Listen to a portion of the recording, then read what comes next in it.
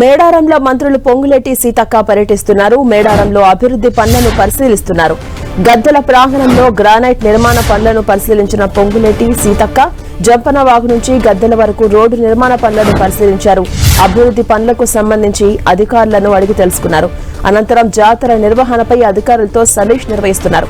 తెలంగాణ ప్రభుత్వం గొప్ప సంకల్పంతో మేడారం జాతర మహాప్రాంగణాన్ని గిరిజన సాంప్రదాయాన్ని పాటిస్తూ ఆధునిక హంగులు జోడిస్తూ మహాద్భుతంగా తీర్చిదిద్దుతోంది. ప్రభుత్వం చేపట్టిన అభివృద్ధి పనులు ప్రస్తుతం తుది దశకు చేరుకున్నాయి.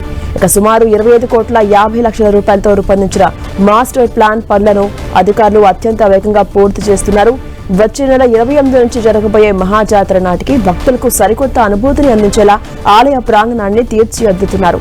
ఇక ఆదివాసీ గిరిజన సాంప్రదాయాలకు ఆచారాలకు భంగం కలగకుండా వనదేవతల పూజారుల సూచనల మేరకే ఈ పునర్నిర్మాణ పనులు జరుగుతున్నాయి. మేడారం జాతర భక్తులు ప్రతి ఏటా పెరుగుతూ ఉన్నారు. జాతర సమయంలో ఒక్కరోజే 1,00,000 మంది భక్తులు వనదేవతల దర్శనానికి వస్తున్నారు. అందుకే ప్రధాన గద్దెల ప్రాంగణాన్ని భారీగా విస్తరించారు. అంతేకాకుండా వందల ఏళ్లైనా చెక్కు చెదరకుండా పూర్తిగా కృష్ణశిలా రాళ్లతో అద్భుతమైన ప్రాకారాన్ని నిర్మిస్తున్నారు. ఇక ఈ నిర్మాణాల కోసం సుమారు 4,000 టన్నుల గ్రానైట్ రాయిని ఉపయోగిస్తున్నారు. ప్రతి గద్దెకు 8 పిల్లర్ల చొప్పున మొత్తం 32 రాతి పిల్లర్లతో గద్దెల ఆధునికీకరణ పనులు శరవేగంగా సాగుతున్నాయి. 40 అడుగుల వెడల్పుతో 3, 30 అడుగుల వెడల్పుతో 5 స్వాగత తోరణాలను ఏర్పాటు చేశారు.